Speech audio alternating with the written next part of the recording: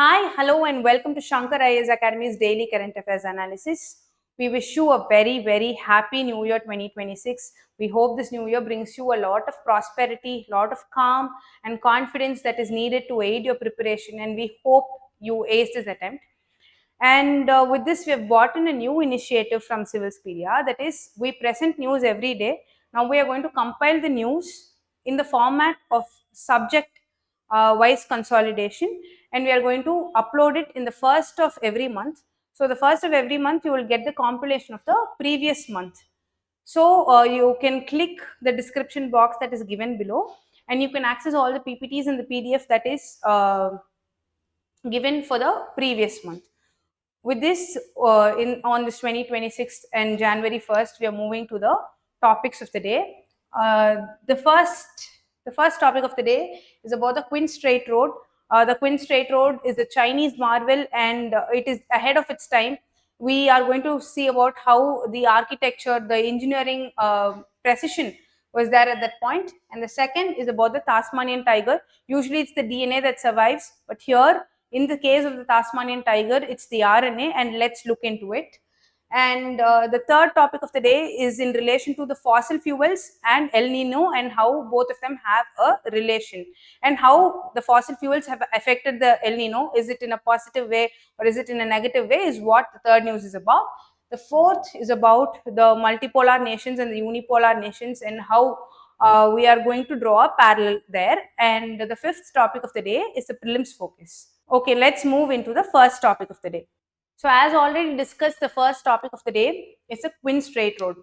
We all think that roads are built for infrastructure, but there are more things than infrastructure. It is built in the form of governance. It is built for a lot of political strength to that particular empire. It is built to, have easy access to other civilizations. It is built as a form of modern warfare. There are a lot of things that one particular road signifies. So in this context, when we talk about the China's province, this has built a 2,200-year-old road. And this road is an architectural marvel.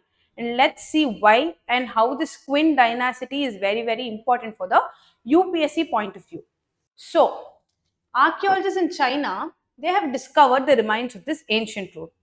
Now, after about 2000 years, we are finding on this road, and this is wider than most of the modern highways. So, we already know that China has something as big as the Great Wall of China. With that, there is another architectural marvel and one of the biggest roads at that point in time, which is the ancient road that dates back over 2000 years. Now let's look at its significance. So location, first it's found in the Shaanxi province. It's found in the Shaanxi province. Here it's not northwestern. Here the slide is wrong. It is in northeastern China. And the second is the newly uncovered stretch is a 13-kilometer stretch. It is about 13 kilometers wide, and it's a 8-mile stretch, and this is larger. It's a part of a 900-kilometer road. So the actual road is about 900 kilometer, and in this the newly discovered stretch is about 13 kilometers, and this is built during the Qin dynasty. Okay, let's now understand what the Qin dynasty is. So before the Qin dynasty, China was a fragmented empire. It had a lot of fragments, and it was not a unified empire. So when the Qin dynasty came in, they conquered it all, and they formed a unified empire. So this is the heartland of China's first empire. That's why this term is used. So which is the first unified empire? If there's a question that which is the first unified empire, it's the Qin dynasty in aspect of China. And the construction is initiated by Qin Shi Huang. Now you know why the empire's name is Qin Empire, because its first emperor was Qin Shi Huang, and he was China's first emperor in 2000 in 212 BC, and it was in his successor's period, that is Qin Shi, in a successive period. Qin Shi's period is where this road construction was completed. So there were two emperors. It was started in the first emperor's period, and the succeeding emperor's period is where the construction of the road was completed. Next, it is about the province. This is the map of China, if you see. And here, the province that we are talking about is the Shaanxi. At this point, if you see, this is the Shaanxi province. This is where we are talking about the construction of the road, and this is where the Qin dynasty, the Qin dynasty was present. Now, the purpose of the road. As I already told, roads have more purpose than infrastructure. It has a lot of governance angle. It has a lot of political angle. It has a lot of sustainability angle. Now, this is established in a north-south direction from Xi'an, that is, Qin's capital is Xi'an. From there, it is to Jiuan. This is in inner part of Mongolia. So, it is in a north to south route. It is like this. The route is like this, north to south route. Here you have the Ziyuan and here you have the Jiuan, and this is in the inner part of Mongolia. Next is, why was it constructed? Here it answers the question why. It enabled the rapid movement of troops and supplies against the nomads. So there were, why are we talking about nomads here? Because there were a lot of tribal people at that point in time who used to, tribal nomads who used to come in and they used to fight. They used to fight with the province people, they used to fight in with the military troops, and it was very, very difficult. So now when the road is straight, that runs from north to south, the troop movement was very easy. And that's why this supply, bringing in supplies were very, very important. You can also take the case of Magadha, because there was a lot of iron, because there were a lot of spaces for troops to come in, that was a primary center. Or you take the case of the Northeast India. If you take the case of the Northeast India, you have a lot of forests there. So there, guerrilla warfare was prevalent. So based on the location, the strategy of each person and how the infrastructure is prevalent, the dynasty's warfare methodologies keep changing. Now, this strengthened an imperial control because they were able to deploy troops from north to south. They were able to deploy troops. They were able to logistically connect. They were able to bring in all the raw materials that is needed. They had a good armory system. So this was very, very important. And this is a 40 meters wide road, and in some stretches it expanded to 60 meters. So here you can say that it was 40 to 60 meters wide. Yes, with this we move to the next slide. So the road that we are talking about, moves in this manner. Batao to Xi'an. Now it's a north-south road. What does it show? It shows that easier movement. Why am I talking about easier movement? If it is a hilly terrain and let's say the road is zigzag like this, now the movement is more difficult. The movement, because at that point we did not have cars, we did not have mechanized vehicles. So the movement is very, very difficult. Now since the road was like this, it had easier movement and it was faster. And this helped in easier access to resources. And here it also showed importance for governance angle. Now you can see that the governance here was centralized. It was unified, as already stated. Now the next slide. The engineering techniques.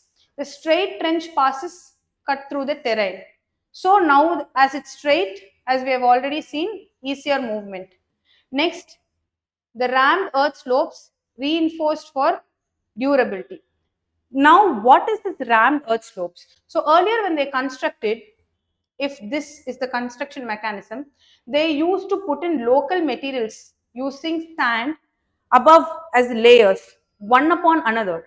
So when there is a lot of layers that you put one upon another, it becomes strong. Let's imagine that you have one brick.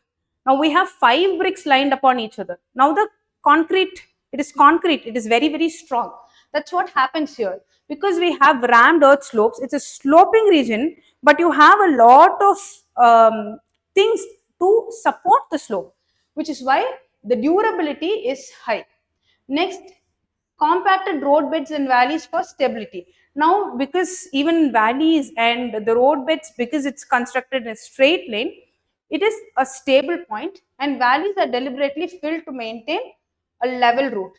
Now, as already stated, because it's equally leveled, the route is very level. You don't have one high and one low, even in case of a valley. So, this is the engineering techniques used, and this is a marvel at that point.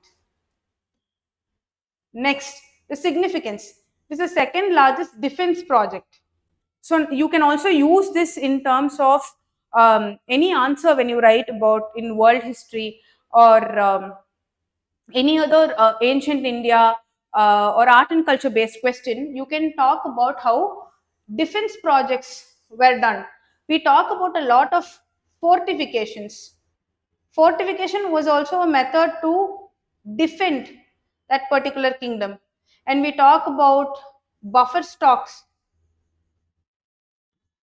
and how, with the usage of food and with the usage of the prevalent items present there, there was warfare, and during drought or seasons like that, the buffer stock that they have was also a point of defense, because when you have food and your enemy is in the drought, you have a upper edge at that point in time. So this is a form of warfare, and here now this defense warfare is in the form of infrastructure. It is in the form of infrastructure. Now, next, the Qin dynasty. It's the first imperial dynasty, and as already seen, Qin Shi Huang was the founder, the first founder, and he unified China after the warring states. He unified all the states together as one integrated unit. Then there is strong centralization that we have seen. There is a standardized script, again we have seen, and standardized currency, yes, standardized weights. So what did he actually standardize? Weights, currencies, and script. Three important things. Then infrastructure. We have already seen that the Great Wall is something very, very important. The Great Wall, the roads, the canals, the terracottas, all of this come under infrastructure, and this shows that China at that point in time was actually superior. Now, after Qin Shi's death and after the second ruler came in, the dynasty actually collapsed, because after the Qin Shi dynasty, the Han dynasty came in and they replaced the Qin Shi dynasty. Now, the prelims practice question of the day. We hope that you understood the first topic, and the prelims practice question of the day, with reference to Qin Straight Road, consider the following statements. It was constructed during the Qin dynasty to facilitate rapid military movement towards China's northern frontier. Yes, this first statement is right. The road connected the Xiang with Zhuan and followed a largely straight north-south alignment across the Luos Plateau. Yes, it was narrower. No, it was not narrower. We saw that there was a 40 to 60 meter wide thing. So the modern highways, and mainly intended for civilian trade. No, it also had the concept of defense, as we have already seen. It also had the concept of defense. Which of the statement given above are correct? So we now know that the third statement should not come. Now we have in all three statements, B, C, and D. So the answer should be A. Let's check. So the answer for this question is A. Statement 1 and 2 are correct, and statement 3 is wrong. With this, we come to the end of the first topic of the day, and let's move to the second topic, the Tasmanian tiger. So the next topic of the day is about the Tasmanian tiger and how the RNA of the tiger has survived. Usually it's the DNA that survives, and in this case it's the RNA, and this is going to aid way for a lot of groundbreaking research. And let's see how this happens, why this has happened, and how it has been possible. So for the first time, we see that we have extracted the RNA from an extinct species. The extinct species is the Tasmanian tiger, the thylacine. Now this was extinct. The last Tasmanian tiger that was present was in 1936. So now the research was conducted by Dr. Mark R. Friedland, and he was a professor at the Stockholm University, which is present in Sweden. Now he used from a 130-year-old tiger, he preserved the tiger at room temperature. After preserving it at room temperature, he used skin and muscle tissues from that, and he found out that the RNA was present. This happened, the specimen was actually dried, stored at room temperature as already told in a museum. Now he separated this thylacine specimen from the original specimen, he split apart, and then he was identifying how, what happened, and is the RNA actually present. I'm talking about RNA. What is this RNA? So you see, you have one thing called as the DNA and the other thing called as the RNA. The DNA basically talks about what an organism has. What does that organism have? What is present in that organism is what the DNA talks about. The RNA talks about what is active. So I have a lot of DNA. I have all this from my parents. I have my anger from my dad. I have my height from my mom. But what is active?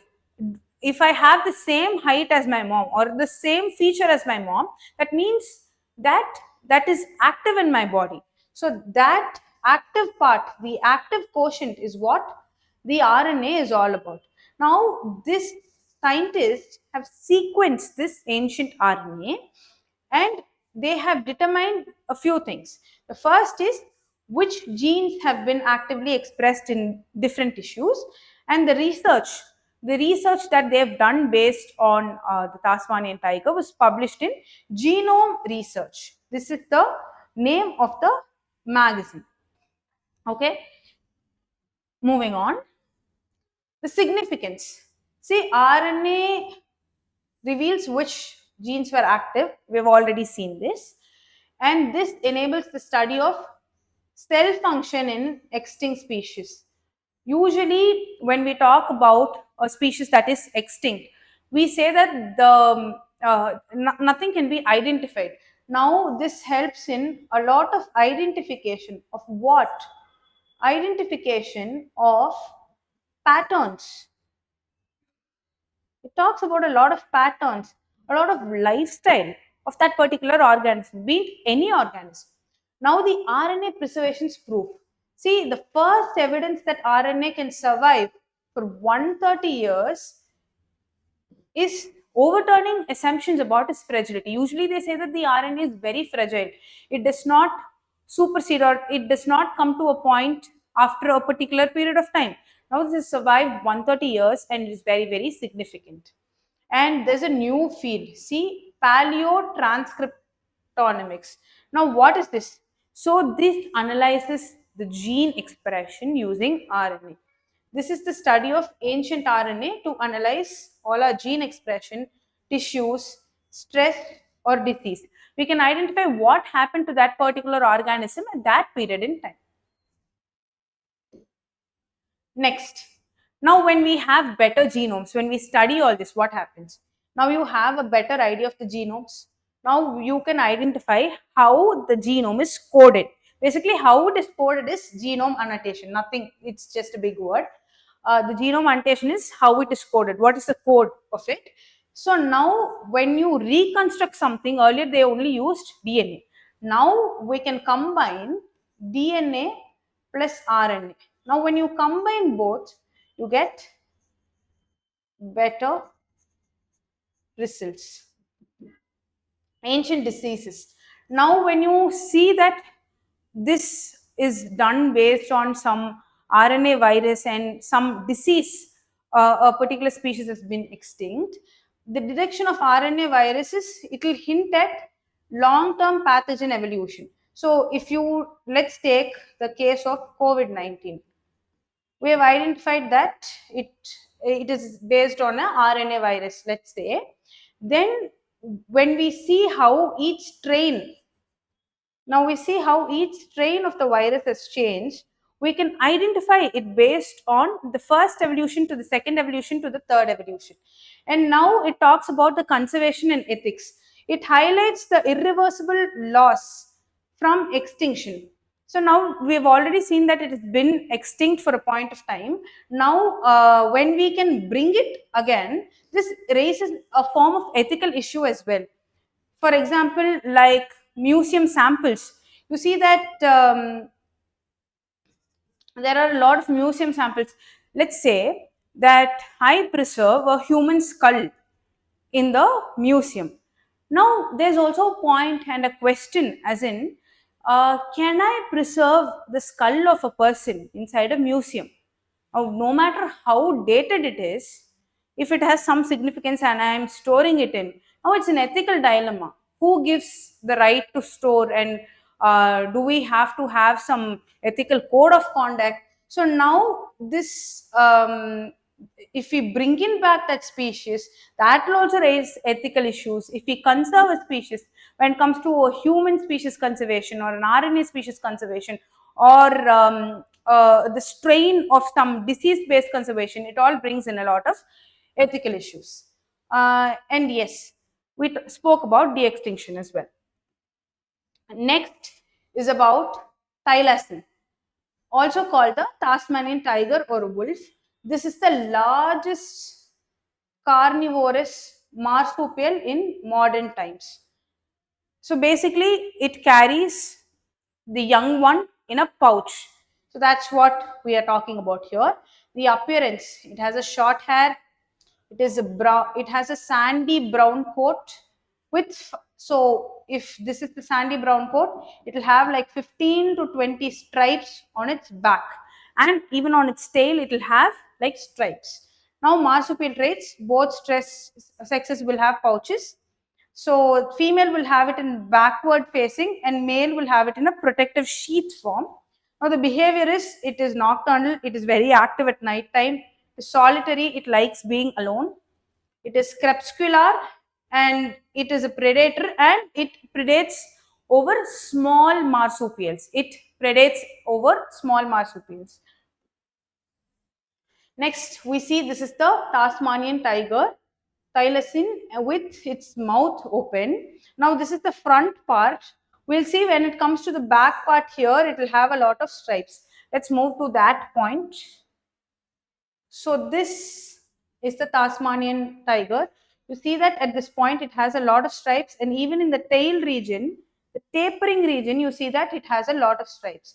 The last known thylacine, long known as Benjamin, it was known as Benjamin, was identified as an unnamed female, and it died in captivity in the Hobart Zoo on 7th September 1936. So that's why we say that the last known species of this Tasmanian tiger is in 1936.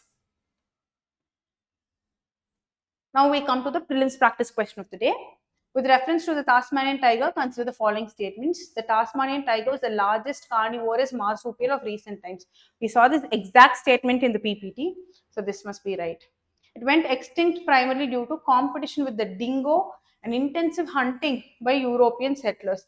Even in the colonial times, if you see, the Tasmanian tiger, the kings used to bribe people to hunt this particular animal. So it was not a very easy thing for this animal to survive. Next is the species possessed rare word opening pouch in which the female carried the young. Rare word is basically backward. That's it. It has the pouch at the back. How many of the above statements are right? One only, it's not one only, it's not two only, it's not none of the above, it should be all three. Now let's check. Yes, the answer is all three. With this, we have come to the end of this topic, and we'll be moving to the next topic of the day. So the next topic of the day, the third topic, is a very, very important topic. It is taken from the down to earth, and how is it important and what are the key terms. It's important in aspect of climate change, in aspect of global warming, in aspect of fossil fuels. Now let's see how three of this relate. So when we talk about climate change did not come into a boom just because of Greta Thunberg. It was prevalent even before that. We see a lot of instances of climate change and how we are affected. And now we even see that the judiciary has become a part of this climate change and new judgments coming in. It's very, very integral that we understand this news completely. So let's see the core finding. What was the core finding? Now we see that 2025 was among the three hottest years on record, and despite the absence of El Nino conditions. Usually in the central and eastern Pacific, we have warming. When there is warming,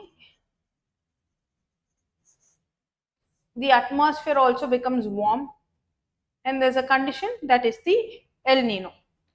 And on the contrary, when you have cooling conditions, it's the La Nina.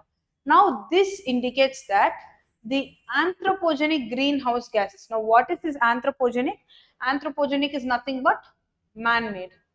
These man-made greenhouse gas emissions is not it is an important pointer for climate change, and not just natural variability.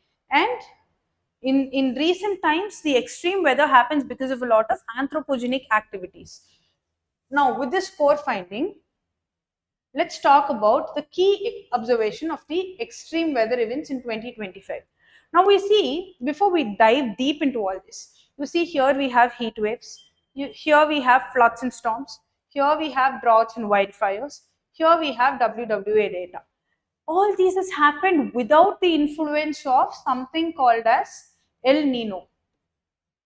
Now, when you see that this has happened without El Nino, you understand one important thing. What is it? The actual climate baseline. The actual climate baseline has shifted. This is not just happening because of a phenomena, it's happening because the actual climate has shifted. Now, let's go deep into this. Heat waves, the most frequent and deadliest events, up to 10 times, and it is increased 10 times now when we compare to the previous decade. Decade is basically 10 years. Now, floods and storms. Rainfall intensity has increased due to warmer atmosphere and oceans. You know that when heat travels up, it forms clouds and then rain comes down. So, this is another point. Droughts and wildfires. Record dryness in regions like Central Africa, Australia, Brazil, Canada, and Middle East. So, when we see that there is dryness in regions, when forests or regions become very dry, there's no humidity there, there's no water content there, it catches wildfire. We even saw recently that the Amazon basin also had wildfire. Why does this happen? It's because dryness is high. The WWA data also shows that what 157 extreme weather events met humanitarian impact criteria. Of 22 events studied in detail, 17 were made more severe or more likely due to climate change. So these data can be quoted in any mains answer that you write regarding climate change. Next, the Paris Agreement context. Now we all know that the US has withdrawn itself from the Paris Agreement. But then since the Paris Agreement, what has happened is that the global mean temperature has increased by 0.3%. So if you take the years 2023, 24, 25, it has crossed about 1.5 degrees Celsius for the first time. And this demonstrates disproportionate rise in extremes even with small temperature. Even if a small temperature increases, the impact is very, very high. Let's talk about the Tuvalu Island. We all know that the Tuvalu Island is present in the region of the Pacific, and it's a region where only about 10,000 families live. But then it's telling that we are going to be the first digital nation. We have a lot of culture, we have a lot of values present there. You know that in Tuvalu Island, people actually bury the umbilical cord during pregnancy, when the child comes out, there's this umbilical cord which comes out to the child, no, of the mother. They cut that and they bury it as a form of tradition. So with climate change, not just impacts are born. There are traditions, there are civilizations that are going to become extinct, traditions that are going to become lost. So that's why it's very, very significant to show that even small changes create huge impacts. Next, the inequality dimension. You see that there are a lot of poor and marginalized communities and they are disproportionately affected. You see, there's a concept given by Ulrich Beck.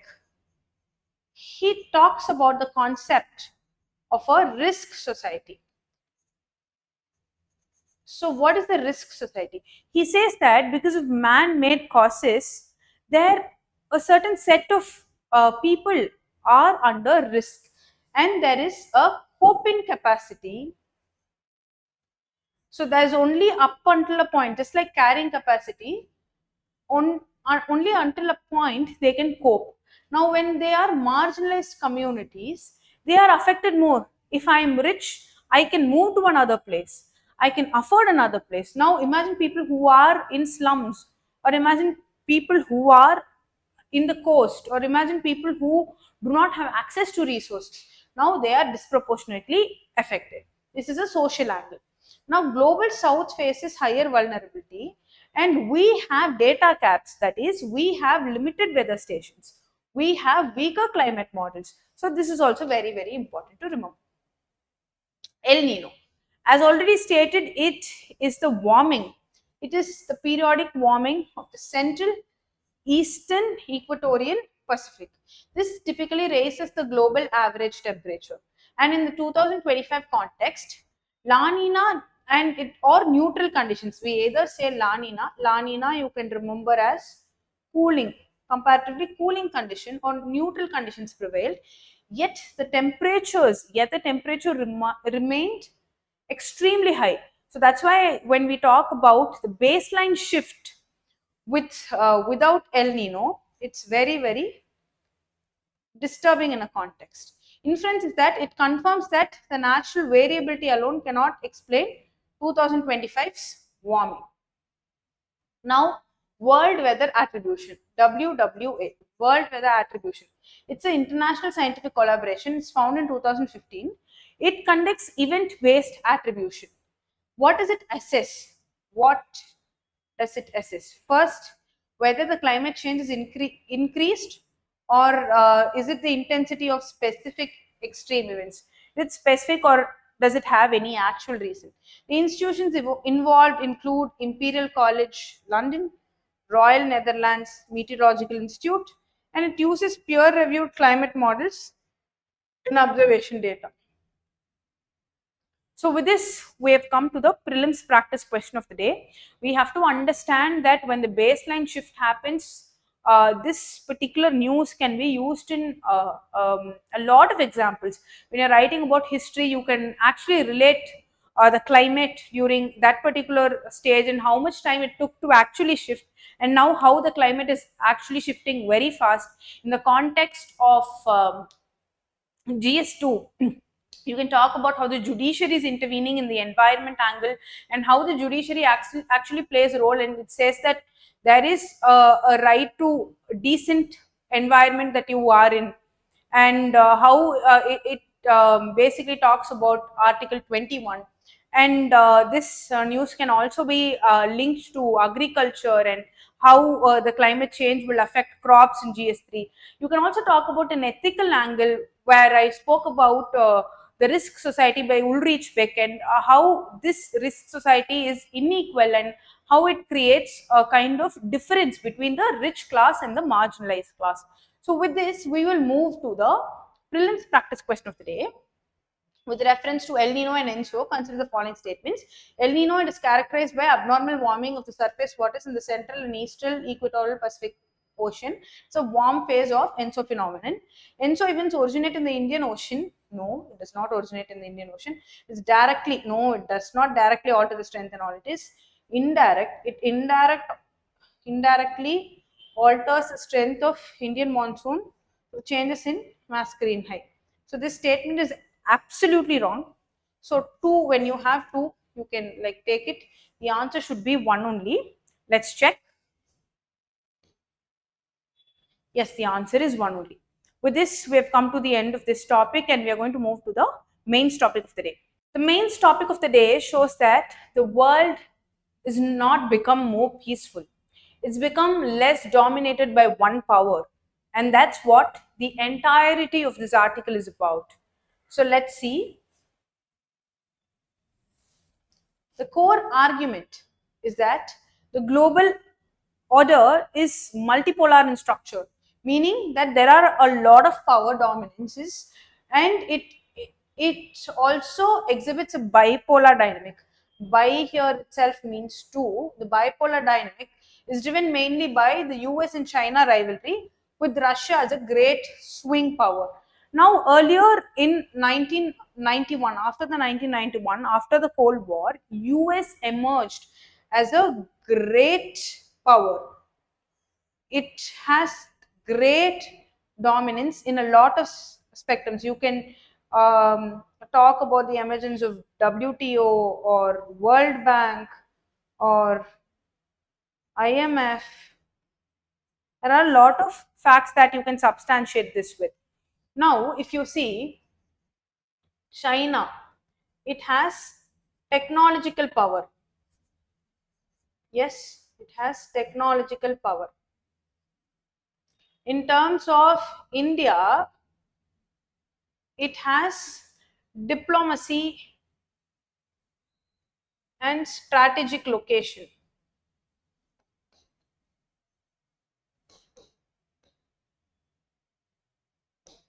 In terms of Russia, it has nuclear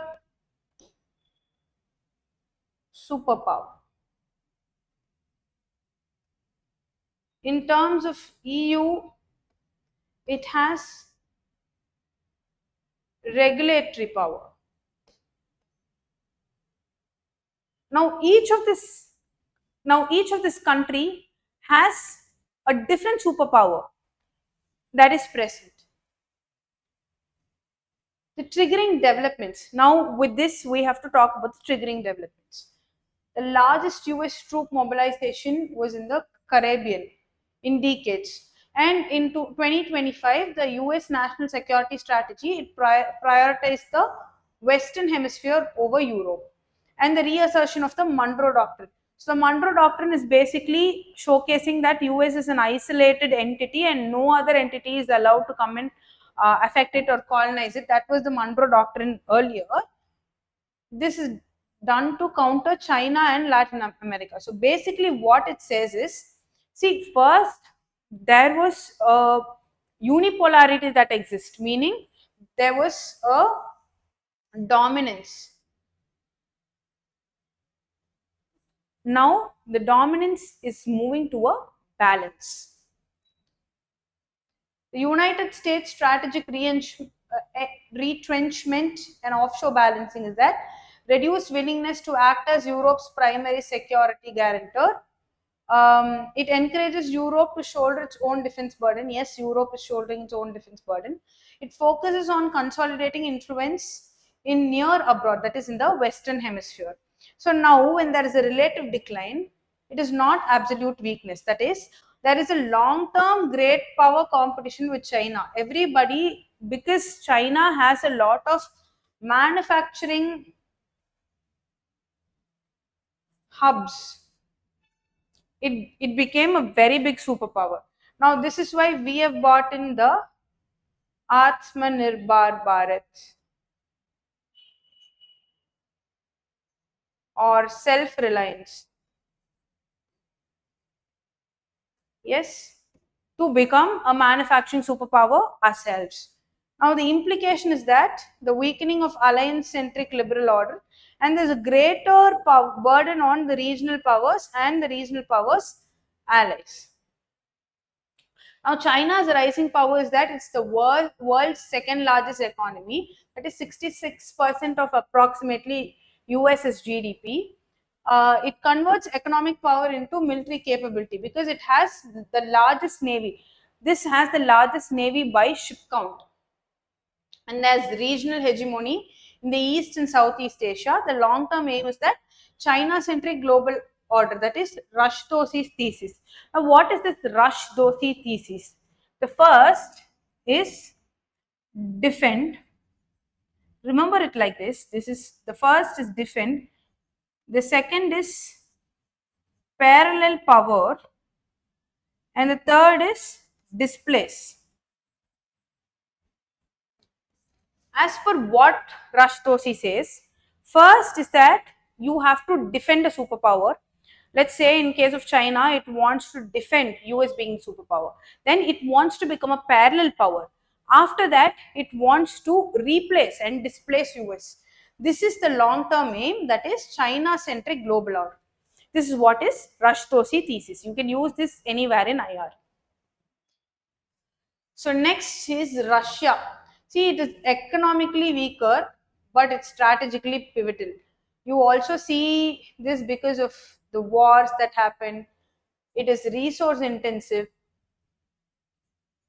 Yes.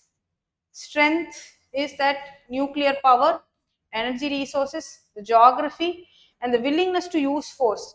We have no first use policy. Yes. It does not have such a policy there. It is willing to use force, and we have seen this in the Russia-Ukraine war. Yes, this Ukraine war has deepened the China and Russia proximity, and it's simultaneously becoming a junior partner with China. So the Russia's positioning is a bipolar in characteristic with multipolarity. Next. Nature of the emerging order, fluid multipolarity. You see how a fluid flows. Why is it fluid? There is no stable ideological block. It is not one block, it's not stable. There's no rigid alliance system. The alliance is not rigid. The economic interdependence coexists with strategic rivalry. Now, there are three great powers with divergent interests. The middle powers are India, Brazil, Japan, and Germany, and they diversify the partnerships.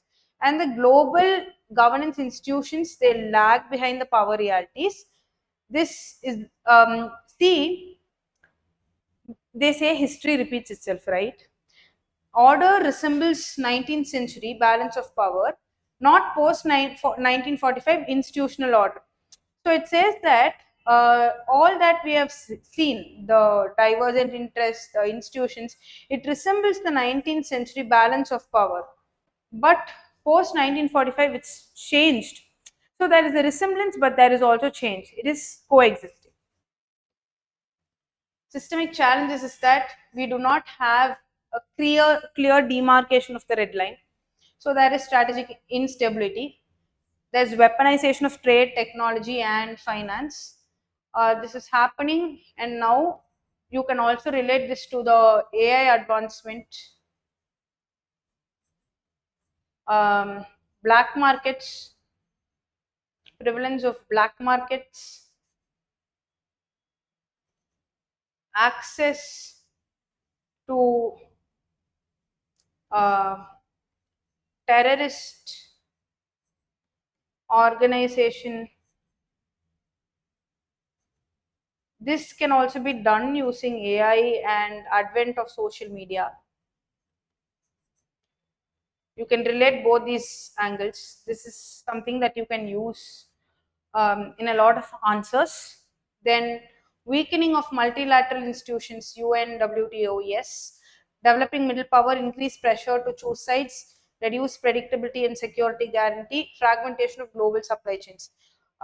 This you can talk about how other superpowers are coming in. China, India, they're all, China is one already superpower.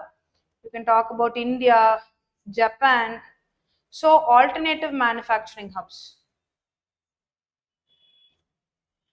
Yes. India's specific concerns is that we have to manage the China challenge amidst the US China rivalry. We have to preserve our autonomy without isolation. We have to navigate Russia and West tensions. For the global system, we have to strengthen issue-based multilateralism, that is climate, health, and AI, because climate change again will not just impact one realm, it will impact all others. This can also be used in terms of food processing and export. Yes, export. Here you can talk about bio warfare,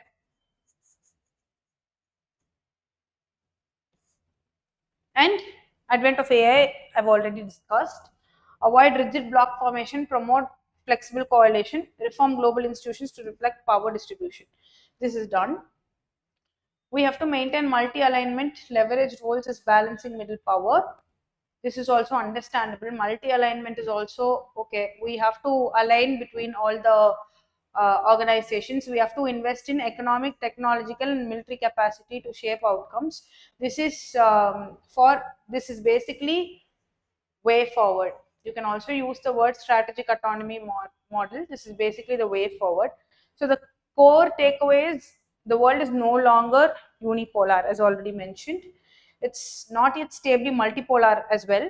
So it is in its transition phase. Now we have strategic ambiguity, but in a point in time, the strategic ambiguity is not going to be there. The mains practice question of the day. The emerging global order is multipolar in structure but bipolar in behavior. Critically examine the statement in context of contemporary great power politics. So please send this across your answer copies. We will evaluate and get back to you. We hope this aids you in your preparation. With this, we move to the prelims focus for the day. So finally, we have come to the prelims focus of the day. So the first is about mutual support evaluation of services. When there's a service, you have to test the service if it is aiding us, and we also have to evaluate what can be better. So that is the basic idea. So who are the parties is the first point. The National Test House is the first party, and the Defense Materials and Stores Research Development is the second party. What is the purpose? It wants to collaborate research and testing. It wants to share the lab facilities, because labs are very resource intensive and it's also costly, and exchange of technical expertise, capacity building through training, workshops, and cooperation on matters of mutual and national interest. This is the purpose or the aim.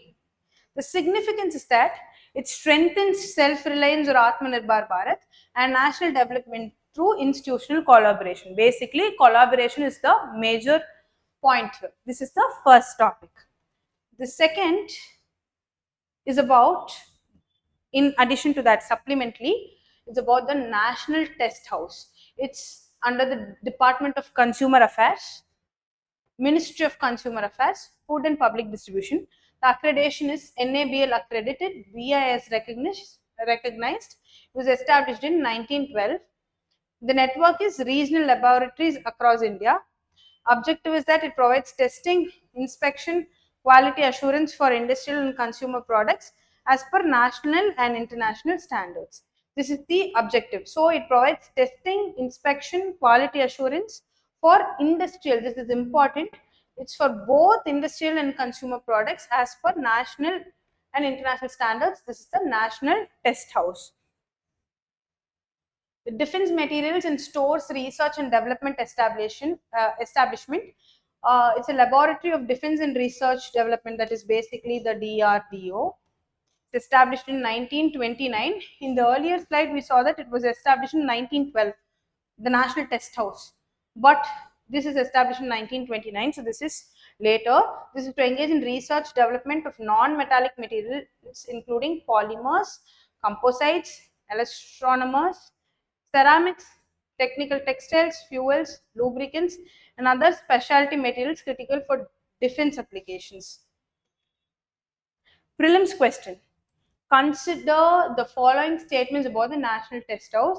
It's an NABL accredited, BIS recognized laboratory under the Department of Consumer Affairs, provides, yes, testing, inspection, quality assurance services for industrial and consumer products.